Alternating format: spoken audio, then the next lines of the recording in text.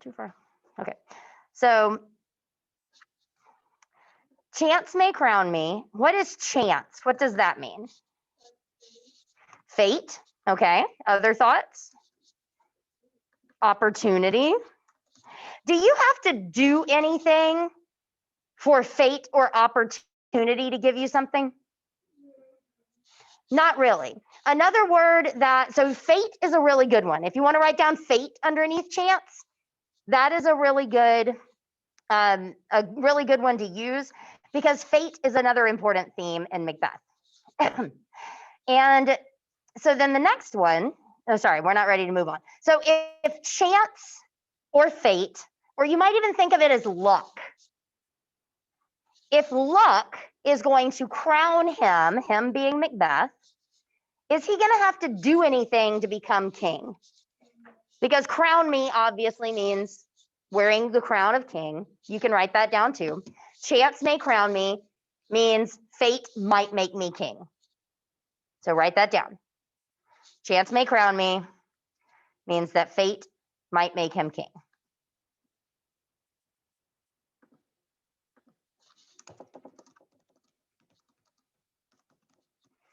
And so what that means is that he's not going to have to do anything for it, right? Maybe it will just happen. Please leave the watch alone. So that's one of the things that is being mentioned. The next one, why do you dress me in borrowed robes? So first of all, let's deal with the word borrowed. If you've borrowed something, what does that mean? You don't have to give it back. You took it without asking, maybe? So is it yours?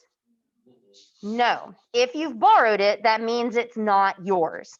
So if we know that the crown is something related to the king, you also need to know that the robe is also related to the king. If you've seen in cartoons where the king is always wearing like that red robe with the fur line on it, y'all seen that? So robes are also something associated with the king. So what he's asking here, he's pointing out that the robe equals the king, and so the robes are not his. He's saying, why do you dress me in someone else's title? And distance learners, I'm going to ask you to do this too, where y'all need to be writing down and keeping track of these things that we talk about during journal entry time, because they're very important things that we are going to refer back to as we read Macbeth. So you need to remember what these lines mean. Okay, be what thou art promised. What does thou art mean? What does thou art mean? What? You are. Okay, so be what you are promised. If something has been promised to you, what does that mean? That you're going to get it. Yeah. So is it yours or someone else's if it's been promised to you? Okay. So now the question is, and this is the question on Kidam, distance learners, it asks, which of these statements are confident and which of them are questioning? Which statements sound like you're definitely going to be king, and which statements sound like I'm not so sure?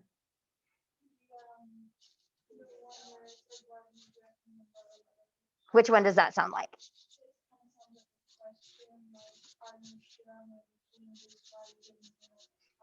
Okay, so that one's questioning. I mean, it's a question to begin with. So it is, yeah, I'm not so sure. Okay, so that was yours, Tristan. You don't get another one. What about chance may crown me? Is that one? Oh, go ahead, Akira.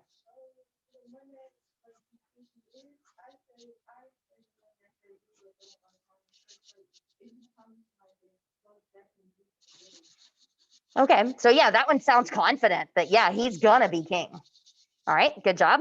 What about chance may crown me? If fate or luck is gonna crown you. Just hoping. And also notice the word may. May is conditional, right? Like if your parents say, we may go there, it's not definite, right? It's like maybe, right? Maybe often means no. She's just trying to give you hope, like you said. All right. What about all hail Macbeth? Okay, that sounds like he's already got it. Because all hail is what you say to a king. All right. Good job with those guys. When we encounter these phrases now, you will have an understanding of what they mean, and it's going to help you with Act 1, Scene 3. We have 1 or 2 more things to do today, but it is break time.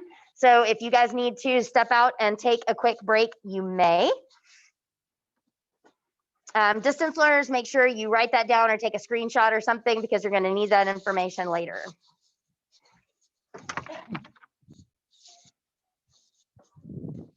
Let's make it quick. I kind of cut us short, so another class is going to be heading in here. Yeah. Yeah, the only ones that work are the bottle refillers, and there's not one down here. It's all the way down there.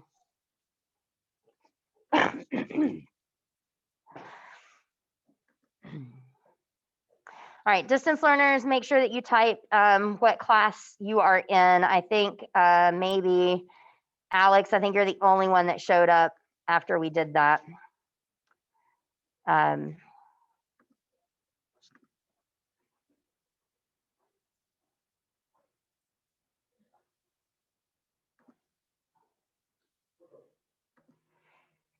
is it way up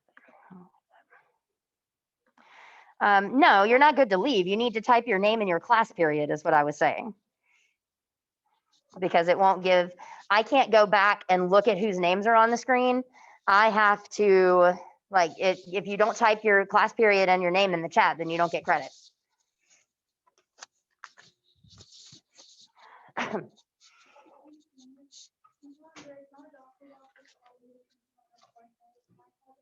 Yes, make it quick.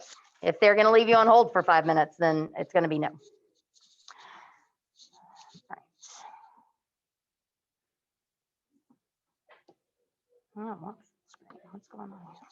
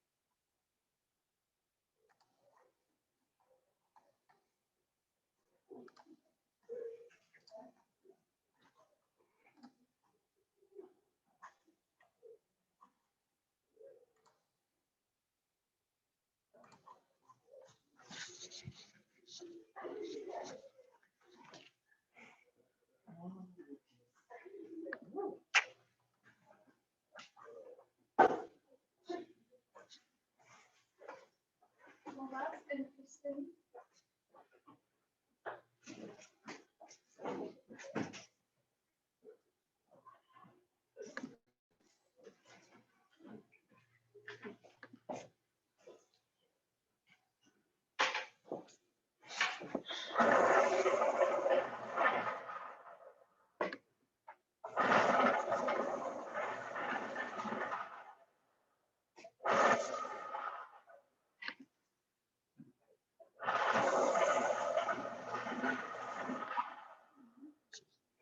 All right, guys, phones down, breaks over.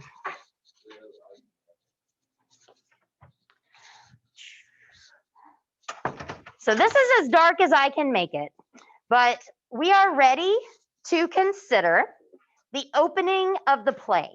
Our whole idea today on the lesson on Kittim says theme and tone. So we are going to consider the opening tone of the play.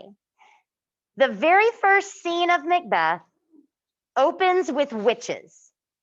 They come out onto the stage in a thunderstorm and begin talking. And we're going to listen to that scene in just a minute.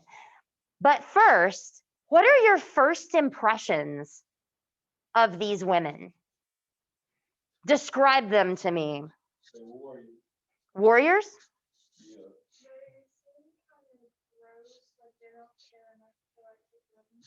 They don't look bathed, right? They look really, they're covered in something. They do. What about their hair?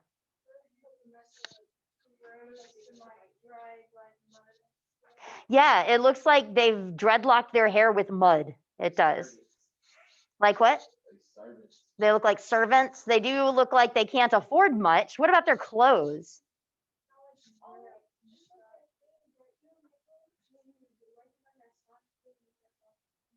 Oh, like the way Shakespeare describes his mistress. That's great. Her hair is like wires and her breath probably reeks. Good connection, Akira. Mm.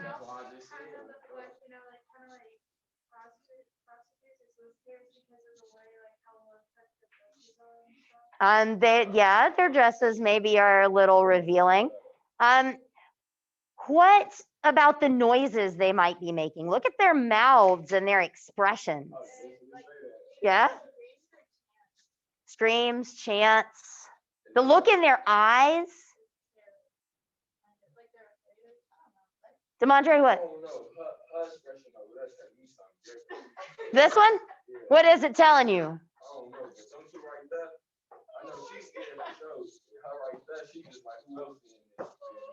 Yeah. She looks like she might be pregnant. I agree. Yeah.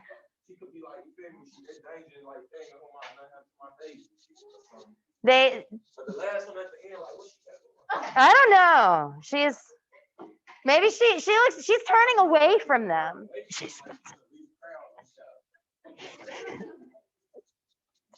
All right. So now these are what I want you to imagine as we listen to the scene from Act 1. You do not have to understand the meaning of what they're saying. What you're trying to hear is the tone, and we're going to talk again about theme after we listen to the scene. Oh, that kind of rhymed. We'll talk about theme when we listen to the scene.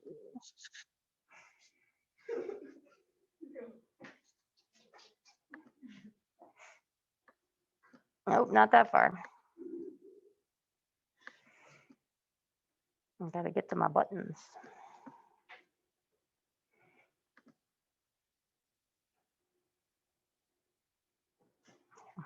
I don't know what speakers it's supposed to be coming out of.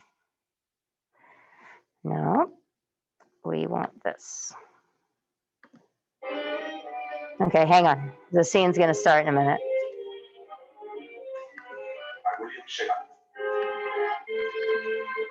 I forget how far in it is. Here we go. Nope, you're watching those witches. It's supposed to be, but thank you. Yeah, it's supposed to be. You're just listening. We're just listening and looking at the witches. They don't do anything. They're just sitting there.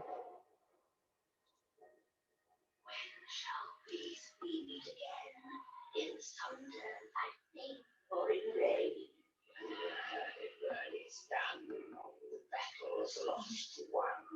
That will be the set of sun. Where the place there to meet with Macbeth. I come, grey Malkin. And on. Fair is foul, and foul is fair. Hover through the fog and filthy air. Fair is foul and foul is fair. Fair is foul and foul is fair. Fair is foul and foul is fair. Fair is foul is fair. Powers in the fog and filthy air. All right. So now that you've heard them and seen them, how do their voices match your expectations? No? How do they sound? They sound just like, one of them sounded like God. Yeah, that's what he said. They're kind of gothic. I like that for the tone. Yeah. They were really disturbing. It sounded like those like really old women. Really old women who've maybe like smoked 12 packs of cigarettes a day their whole lives. Ah, yeah. Yeah. They look like they sound like they got some deep spirits in them. Okay. Yeah. Yeah. Distance learners, I need you to respond to that as well. Were you able to hear the scene and what did it sound like to you? We are going to look now, and this is something that in-person students need to write on your paper. We are going to consider what they were saying. At the end of that scene, they are saying over and over again, fair is foul and foul is fair. So I need you to draw this chart on your paper with fair on one side and foul on the other. And we are going to talk about what that means.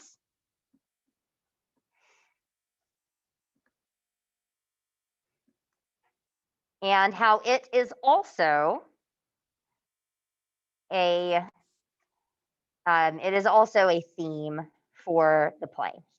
So first of all, synonyms for fair. Let's throw some of those up there. What does the word fair mean? It means even. Okay, what else? What does it mean in Shakespeare? If I can spell it. What else are some things you associate it with something being fair? Equal. Okay.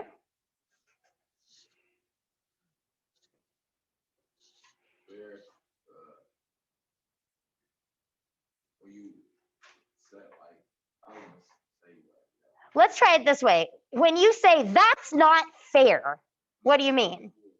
It's what? Okay, so unacceptable. All right. Or no, wait, fair would mean acceptable. So like they're good terms.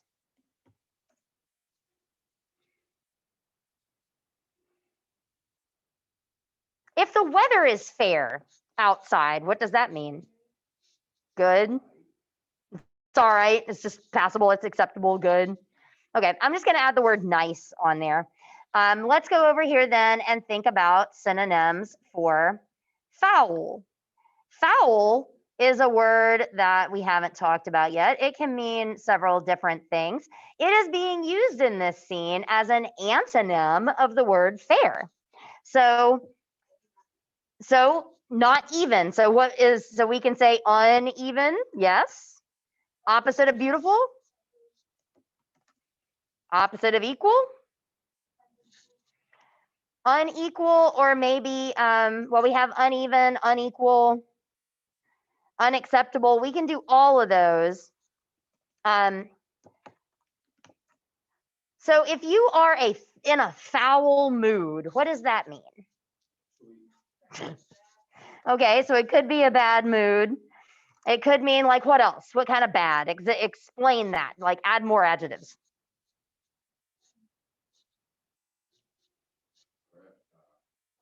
Bad crap. Like what? How are you going to act? When you're in a foul mood, how do you act? I like snarky. Maybe, yeah, I think grumpy is a pretty good one. Maybe irritable. I know, like when I tell my kids, you are in a foul mood today, it means that they're just like everything irritates them kind of thing. You might be mean, to be the opposite of nice.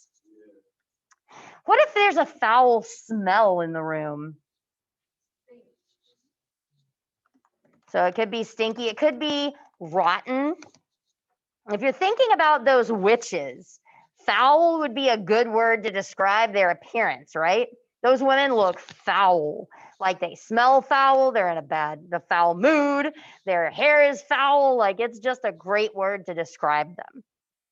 So from the very first scene, after those ugly old witches walk on screen, they are saying over and over again, fair is foul and foul is fair.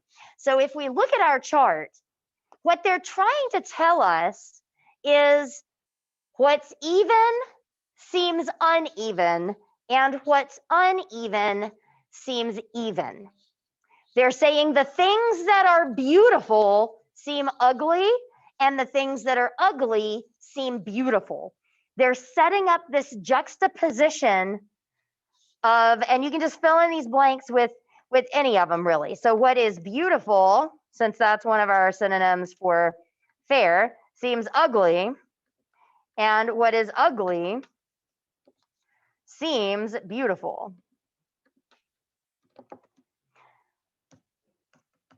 So this is kind of a warning to start the play. They are warning us that in this play, and you need to write this down, what is fair seems foul, and what is foul seems fair.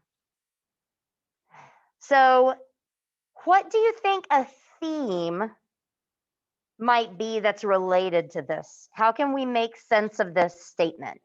Turn and talk to your partners for a minute, which might mean y'all have to jump back over to your other chairs, and see if you can come up with what this might mean in terms of a theme. If in this play, the things that seem equal are actually unequal, the things that seem good are actually bad, and the things that seem bad are actually good, what kind of a theme or warning are these witches giving us? Distance learners, y'all need to put that in the chat. And so far, Tyriana, you're the only one who's really getting credit for this because you're the only one who's stuck around the whole lesson. Alex, you need to earn your keep by participating in the chat.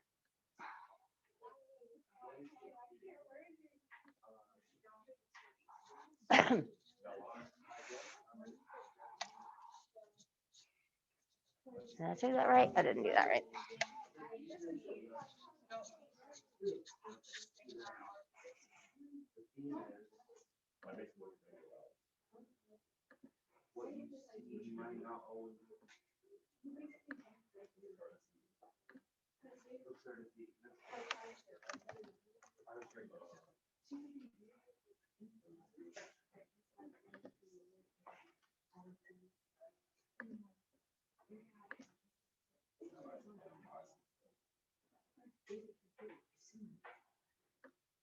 You're getting there, Alex. That does kind of make sense. Tyriana, I need a response from you. You need to tell me what you think the theme might be. All right, so let's go around and share some of the themes that y'all have come up with. What do y'all think's going on?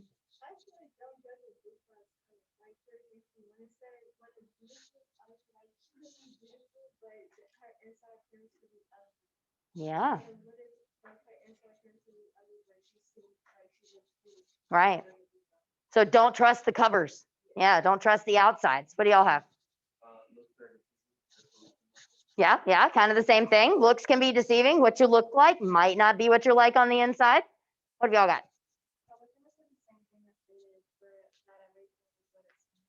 Not everything is what it seems.